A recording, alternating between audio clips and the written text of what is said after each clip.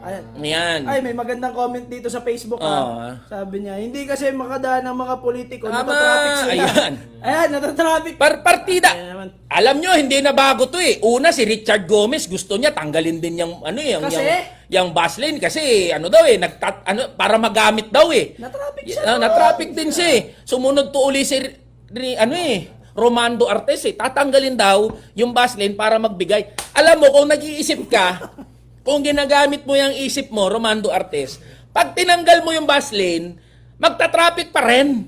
Alam mo kung bakit, Romando Artes? Magta-traffic pa rin. Kasi dadaanan lang din yan ng mga sasakyan na mata-traffic din. Isip-isip! Sabi ng Panginoon, ginawan ka ng utak, gamitin natin to. Para kang dehydrated eh, Romando Artes. Ano mo nagsabi nun? Makapagod na sa pagkatrabaho. Daming daming. Di ba? Alam nyo, ang problema dito sa MMDA, parang sila pa sa gabal sa pag-unlad ng traffic Comment eh. ulit. May nag-comment. Tanggalin na lang kaya ang MMD. Talaga to si Romando Artes ha? Biruin mo, ano ang mas high occupancy kumpara sa mga bus? Ang bus, pwedeng magsakay ng 40 to 60 passengers. Maliit yan. 40 to 60 passengers. Maliit. Ngayon, kita nyo to ha, mga boss. Araw-araw ang gumagamit ng EDSA carousel ay 177,000. Sabi ng DOTR 177,000. Sige nga, saan mo isisiksik yung 177,000? Lahat naka-private vehicle. Maliit di mas nag-traffic. Ay, talaga to si Romando Artes eh.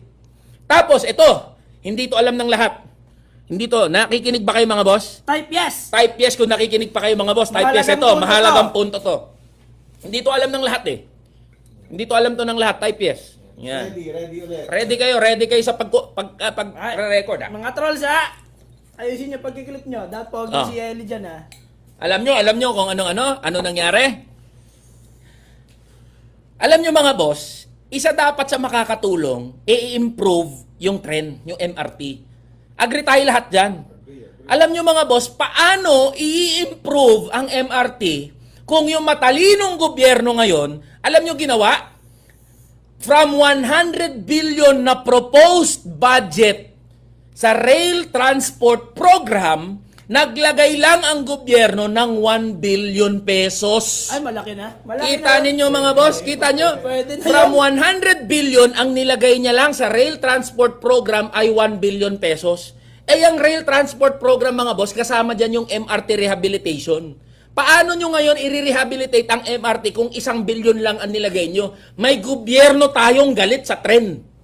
Ay, baka masagasaan Kasi mga nagka-train eh. May gobyerno tayong galit sa tren. 1 billion lang. From 100 billion proposed, ang nilagay lang ng gobyernong to sa rail transport program ay 1 billion. Ito, may Kita comment. ninyo naman yan Yan ang resulta kapag hindi danas ng mga namumuno. Yan, ang tama. buhay ng ordinaryo. Yun. Kaya i-challenge natin to. Chairman, MMDA, Romando Artes, Magtubig ka mag-ed muna. sa carousel ka.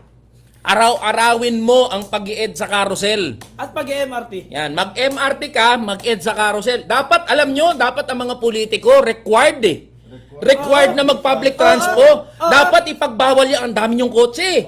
Alam nyo kung ba't nagtatraffic? Kasi yung mga politiko, 7 yung